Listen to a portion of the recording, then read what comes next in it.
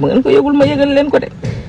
est-ce que yëg ngeen ni FMI depuis Diomaye ak Sonko toog ba tey amul fukki dërëm bu nga xamante ne dugal na ko ci Sénégal te terewul ñu ngi fay salaire yi terewul yenn bor yi nga xamante ni si gars yi ameloon nañ ko yenn structure yi ñu ngi koy fay. nga xam ni mooy indice bi nga xam ne ñun daf ñu war réveiller muy le tollé médiatique bu présence su FMI def au Sénégal maa ngi laaj Sonko Espoir est-ce que mi ngi fàttaliku semaine bi Grèce di banqueroute écho médiatique bi mu amoon RFI Jeune Afrique France 24 ñëpp reprendre ko mais lan moo fi xew lu jar ay journalistes français ñëw biir Dakar taxaw fa di filmer juste pour expliquer que ni FMI confirmé na ni 7 milliards de dollars détourné nañ ko ci li nga xam ne mooy dette bi wala ci li ñu nëbb loolu soxla na def ay émission spéciale. nga dëgg de. c'est-à-dire que ni il faut que ñun patriotes yi ñu yeewu il faut que ñu jël les devants il faut que ñu taxaw y a quelque chose qui se trame bu nu jógulee suñu kaw la jëm damay duma détailler parce que su ma détaillé damay gudd. mais dama lay dégg bu baax a baax grand. waaw.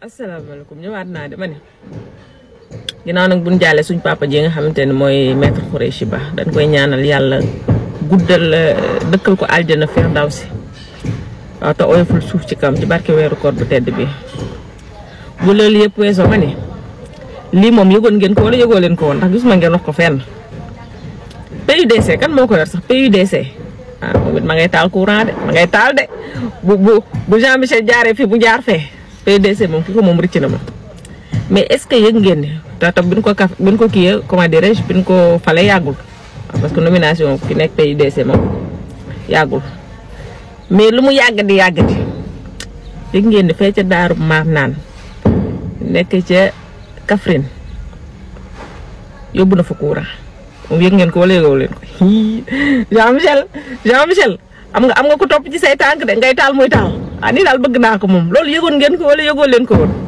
bu ngeen ko yëgul ma yëgal leen ko rek ma ne est-ce que yëg ngeen ni sëñ Cheikh Thioro Mbacké Gaynde ak Bawol gi équipé na 3 postes de santé ci village yi nekk foofu ci côté Touba yóbbu fa ay matériel yu am solo yoo xamante ni population ba dañ di woon siiwa jot ci moom la leen yóbbul waa lii yu baax yi nit ñi di def lu tax doo leen ko bind wala yéen da ngeen koo yëgul bu ngeen ko yëgul ma yëgal leen ko de est-ce que yëg ngeen ni FMI depuis Diomaye ak Sonko toog ba tey amul fukki dërëm bu nga xamante ne dugal na ko ci Sénégal te terewul ñu ngi fay salaire yi terewul yenn bor yi nga xamante ni si gars yi ameloon nañ ko yenn structure yi ñu ngi koy fay waay le temps dem Diomaye ak Sonko yéenay jàmbaar barke alxuraan yéen ku leen pousse ngeen dem man nekk leen ci rek dina baax de est-ce que yëg ngeen ni amoon na fi benn journal bu fi bindoon ni le FMI dema Sonko te ba léegi ba FMI génnee wax ni bor boobu nëbb nañ ko ba tey déggowaat ñu génn wax ne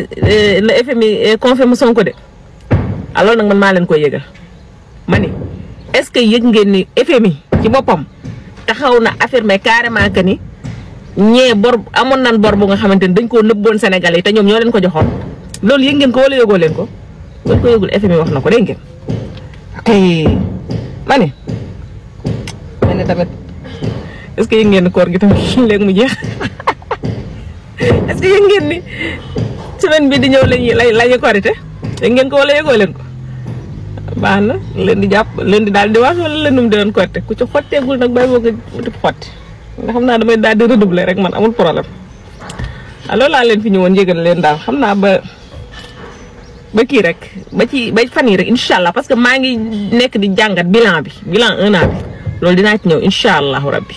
man dama bëgg patriotes yi ak sénégalais yi nga xam ni ils sont encore dotés de conscience wala ñi ngi encore ak seen conscience ñu conscient d'une chose gis nga les médias de propagande française là ils ne communiquent jamais pour le bien de l'Afrique. Il ne communique jamais pour le bien de l'Afrique. Quand il communique exactement gis nga seen yooxu bii lu muy wundu am na lu muy kaay ma wax la lu muy wundu ils veulent créer une psychose benn panique au sein de la population et obliger l'État à revoir sa politique de développement Écoutez bien ce que je vous dis. Gis nga dama lay wax benn affaire de. Le Sénégal est bien parti pour s'affranchir de toutes ces institutions-là. Ce gouvernement-là nous a mis une politique claire et nette. Te ñoom xam nañ ko. Gis nga ñoom lii biñ ko xamee yàgg na. Ils ont voulu anticiper ñoom ak Macky Sall. Ils ont fait tout simplement du sabotage. Ils sont de mèche avec Macky Sall. Li xew xam nañ ko, ils ne le découvrent pas. Quand le président Ousmane Sonko l'a dit, pourquoi ils l'ont pas repris dans leurs médias? dégg naa bindoon na leen lettre depuis 2017. Il les a alertés depuis le début. Ils ont pas pipé mot. Pourquoi léegi ñoom ñu ñëw di def lu ñuy wax pyromane pompier? C'est-à-dire que yow da ngay taal ba mu def defi. mais parce que léegi Sonko kii la ñu ko wax sax autorité compétente la. waaw. boobu noonu faale ko parce que dañ naan kii waxam du yegg fenn parce que instant opposition la nekk. Mais ce qu'ils n'ont pas compris, c'est que le président Ousmane Sonko et ce nouvel gouvernement-là, ils sont conscients de la responsabilité du FMI dans cette histoire. Asalaamaaleykum gars yi kon Ardo Gningue dañ ko libéré. Ardo Gningue dañ ko libéré. Moom mi bind lii nga xam ne Abbas Fall dani mayetuñu kenn mu saaga Sonko moom mu ni Abbas Fall yow ak Ousmane Sonko seen caapa waay yoon kii caapa nday la wax wallahi xam ngeen ko te bu leen ko waxoon ni leen yéen yi ak seeni kilifa du ngeen ko libéré de sis yoon ku jël sa fital tiire ci kaw nit am yéene ray ko bu deewul sax àtteb ku rey nit lañ koy rey même sàcc bu am yéene sàcc même bu sàccul àtteb ku sàcc lañ koy àtte ngeen bàyyi jëmm ji mu dem yoonam mu wone reewande goo xam ne moom juumul merul deful dara daa gis ku ni bu kenn mayduñ kenn mu saaga Sonko moom mu ni man maa koy saaga googu reewande loolu rek ak wone fit ak défier sis yéen ci boppam la défier pas Sonko parce que Sonko du jóg dem di ko dóor wala Abbas Fall. Le président Ousmane Sonko et ce nouvel gouvernement-là, ils sont conscients de la responsabilité du FMI dans cette histoire. Ils sont pas étrangers à ce qui se passe. Ils sont dedans. C'est fait exprès. dama lay jox ñaari mesure yoo xam ne FMI daf ko brosse. Rosa Louise bi doon wax léegi di wax dafa déglu man 3 jours a ngi nii may étudier FMI 3 jours ma jël sama temps. Il fallait que je trouve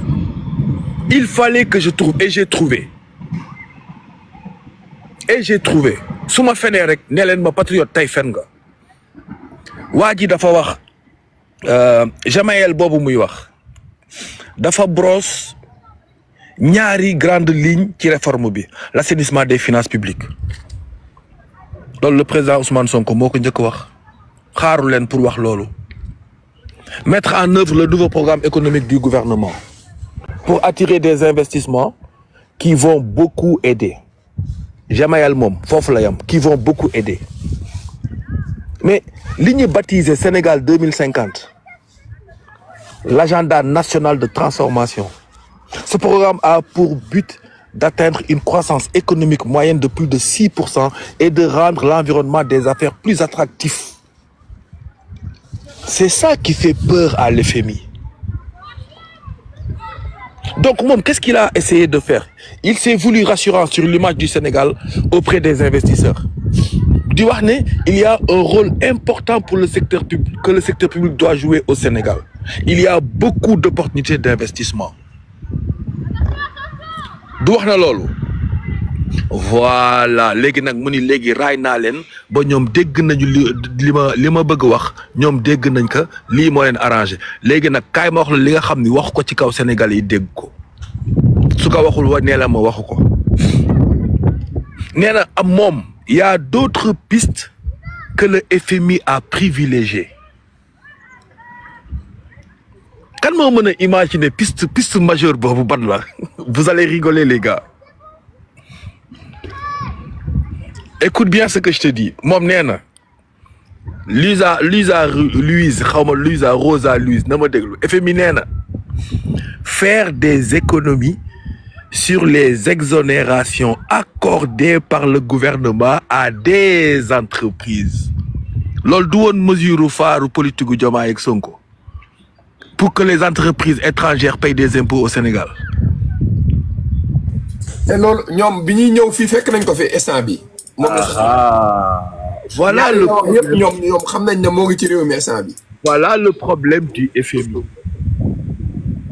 Exonération yi Diomaye ak Sonko dindi ci entreprise étrangère yi relation yi nu dindi ba dindi géej gi seen loxo ñoom loolu la ñu bëgg récupérer waat imposer ñu ko pour wax ni léegi mën nañ ñu lebal xaalis Luisa Louise xaw ma Rosa Louise bu fekkee comprendre ñun on a compris. ah nee na même courant bi nañu teg dimbali ñu ciy teg. ñoom léegi ñoom jaxase population bi ak état bu Sénégal. nee na de ce point de vue il y a beaucoup d'économies qui peuvent être générées au niveau des exonérations qui sont estimées à plus de 7-8% du PIB. dal leen am tuuti dal leen tuuti bu leen sonal waay.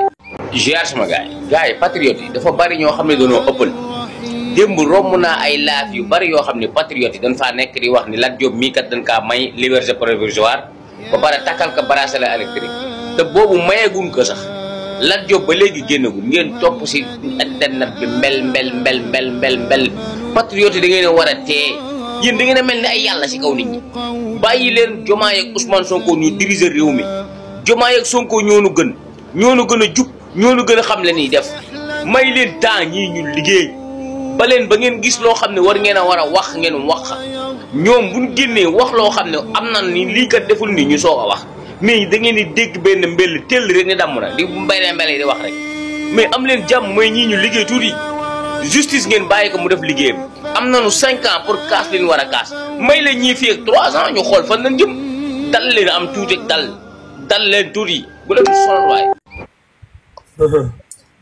donc programme de restructuration duggul bi Sonko Espoir doon wax léegi nee na les autorités ont émis leur souhait d'annuler le programme actuel et de négocier un nouveau programme ñan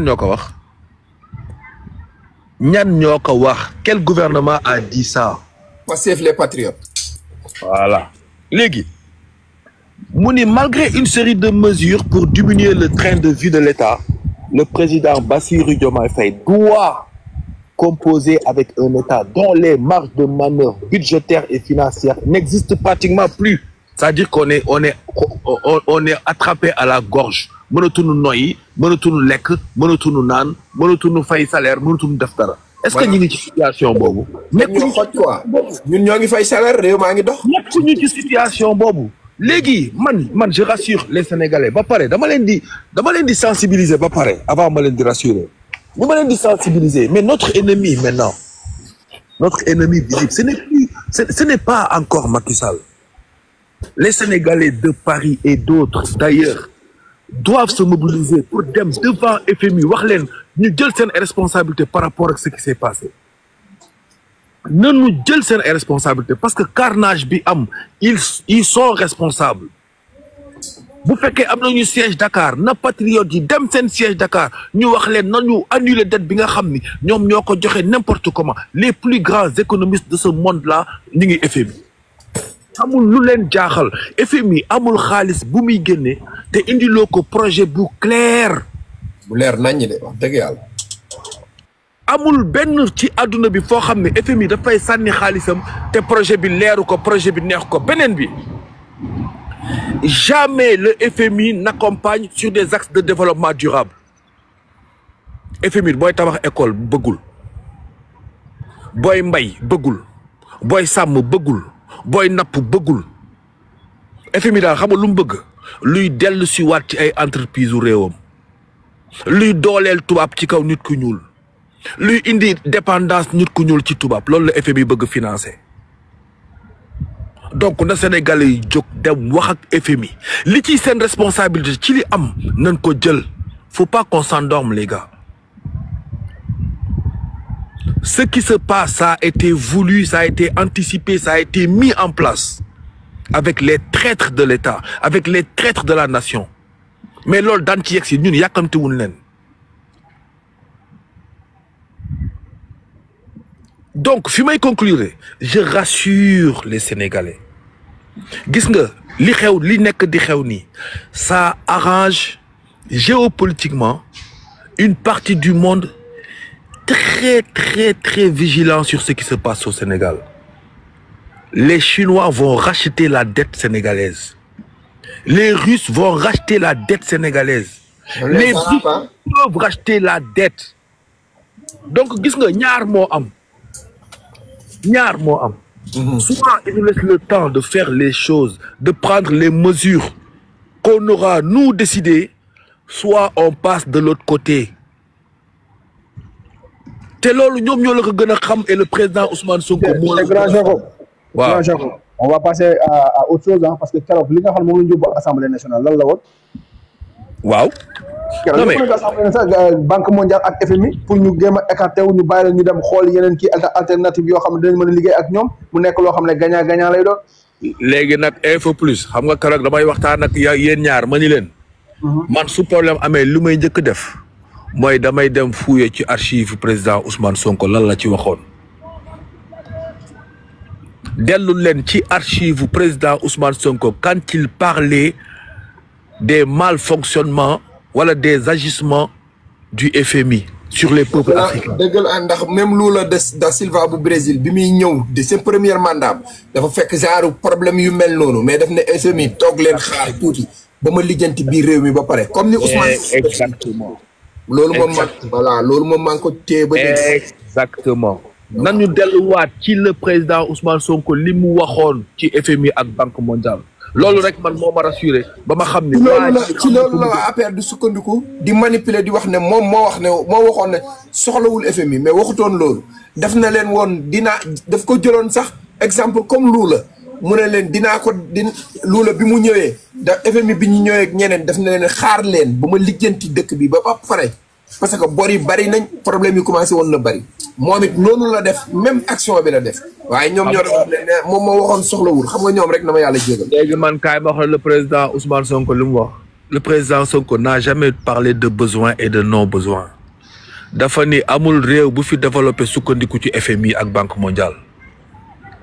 il a été très clair dans ce qu'il disait ba pare wax FMI ak Banque mondiale yan procédé la ñuy def pour xoj dëkk yi mën leen téye ak seen économie jël li gën a baax ci seen économie tel que seen bopp di ko gérer seen bopp jël seen ay ressources jaay ko européens yi donc du ma guddal mais je voulais juste insister ci loolu pour nit ñi déjà dalal seen xel xam ni ki nu jiite xam na fi mu jëm mais xam aussi lan moo tax FMI di bërti nii si kaw nit ñi maa ngi jégalu bu baax a baax. jaajëf grand bi bu yàgg laa waroon a tëj mais wax moom su ma la séenee rek yaa ma gën a xam boo ñëwee da ngay gën a rassurer gars yi joxe ay piste yu am solo yoo xamante ni bu ko patriote yi déggee waaw lu doon mbégte lay doon. xam nga ñoom tey dañ cee dalul nag amuñu sens parce que commencé woon dañu manipuler SMS dal ci seen kaw Sonko espoir ñëw doggali leen yow nag xaw ma loo leen def da nga leen a suul xaw ma da nga leen a maase la. jaajëf a été très clair. parce que daanaka bu Louise Marie boobu duggul woon Louise Rosa boobu mën naa bañ a duggaat parce que man bi xam nga dafa neex. parce que man bu muy dugg xam nga wax naa ko Sonko espoir mu ne ma non li muy bind moo tax ma ne ko garaawul mais après bi mu duggee li mu doon bind moom li mu doon bind ci suuf. ak li ñuy tegal ci kaw. waaw dafa xaw a am différence. mais xam nga man dama am benn satisfaction. dama gis Zak. mu am benn doxalin boo xam ne c'est de bonne foi. waaw ba ko Sonko espoir indilee les preuves li mu def dama ci kontaan. loolu rek mënoon naa wàcc ma génn. parce que daf ne ko lii nga may wax nii moom. dafa avoué. su avéré. wax jeex na waaw lii moom da ngay reeba. xam nga Pape Ndongo nit di nga far. wala nga bañ a bokk ak ay nit. mais boo déggee dëgg ngalawaay neel dëgg jub na. ñi gars yi wax boo gisee nen waxal nen a ngi nii. nen a ngi xam nga wax dafa neex. mais kii yéegaat fekk lu leer ba leer nañ ñi jant bi nekk nii mu ni moom da koy raxas gën ko éblouir faf ñu ko lëndëmal ñu nag c'est incroyable. jaajëf sama gars yi rafet na.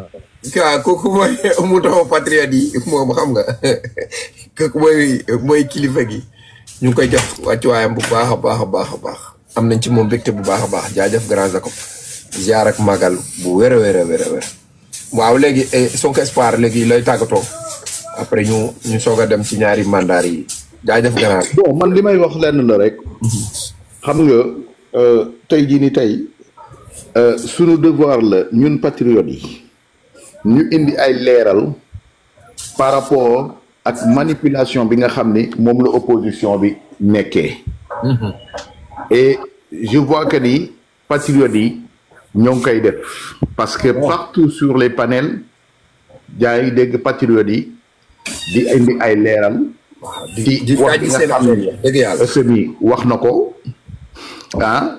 Et je pense que ni ñun taxawaay boobu la ñu war a am parce que ñun Sénégal moo ñu intéressé ñun Sénégal moo ñu intéressé encore une fois suñuy intérêt bopp intéressé du doon moo ñu tax a jóg du seen intérêt égoïste moo ñu tax a jóg parce que kenn ku nekk ci yéen tey bu xëyee suba moo ngi yëngu ci dara yàlla de ko ci suturaal waaw kon nag loolu ñun bu ñuy patriote bi ñu nekk ci panel yi di wax di indi ay explication di indi ay leeral du seen bopp moo tax ñuy wax mais Sénégal moo tax ñuy wax. bokkul ak nag ñi nga xam ne dañoo nekk ci opposition bi ñoom amuñu ci lu ñu jàpp ndax ñoom bu ñu xëyee suba ñoom jàpp nañ ni seen programme dañ ko war a accès ci Ousmane Sonko wala Seydina Ousmane Sonko ñoom loolu lañ jàpp seen programme yépp loolu la Seydina Ousmane Sonko koo ci wax du la wax état Sénégal de xam nga man mën naa comprendre nga di état Sénégal mais ñoom jàpp nañ ni état Sénégal moom mooy Seydina Ousmane Sonko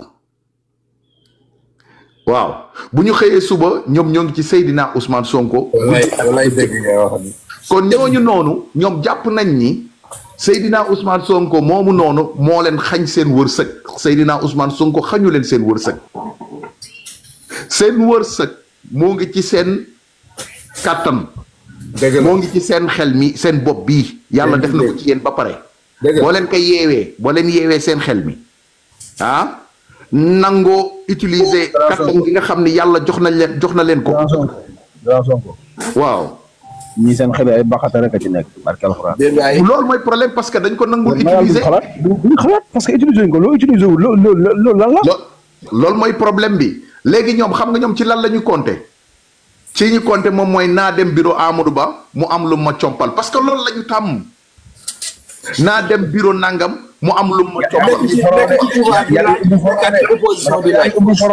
bàyyi foron yi ngeen ubbi Waly Diouf Bodiang ministre de la justice mu réglé lii man loolu laa gëm Waly Diouf Bodiang ministre de la justice ardo ñu ngi li taxaw saaga Ousmane Sonko saaga Abbas Fall Ousmane Sonko premier ministre nga taxaw tribunal ñu tëj la 2 ans avec sursis ñu bàyyi la nga ñibbi sa kër Nogay Kara ak Zal Mbaye ñu saagante seeni biir ñu tëj leen 3 mois ferme 6 mois sursis 3 mois ferme te ñoom ñu ngi si kaso bi mais ardo ñu ngi li saaga premier ministre ak ministre du travail seen caaba fii saaga bi nga xam ne day valable fii ba 2029 ñu jël ardo ñu ngi ñu bàyyi ko ma ñibbi mais ñee dañoo saagante seeni biir ñu jàpp leen tëj leen saaga citoyen lambda fii si réew mi moo gën a doon dangereux ak saaga premier ministre mu Sénégal respecté leen institutions yu Sénégal ardo ñu ngi lu mu wax Abbas Fall ak Ousmane Sonko su ko waxoon benn magistrat dañ koy tëj ñu ne ko dangaa def outrage au magistrat jël leen Waly Diouf Bodiang ngeen def ko ministre de la justice mu réglé lii la jom lañuy taf dimbali ñu rek xam nga léegi ñoom loolu la ñu gëm ñoom loolu amee doom sax grand ci ñoom lañ ko yaakaaree ngénte nga naan léegi privilège yooyu yëpp amatuñ ko boo jëlee ko mel ni Farba Modou Fada